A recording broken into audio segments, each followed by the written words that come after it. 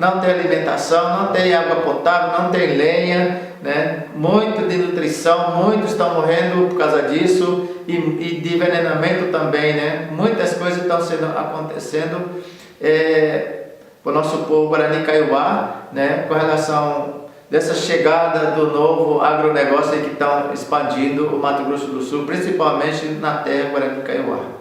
Então, a gente pede aqui a todos, né, que sensibiliza por nossa causa e que vai até nos ajudar a olhar de perto a nossa situação hoje e que nos ajuda a divulgar a nossa situação e que pressiona o governo a demarcar as nossas terras indígenas Guarani Kaiowá hoje, que já basta pelas lideranças que tombaram pela terra, pelas nossas terras devastadas, pelas crianças que já foram mortas, né, morrido pela desnutrição, pela fome, pela miséria. Então eu acho que já basta isso. Nós só queremos a nossa terra pertence a nós.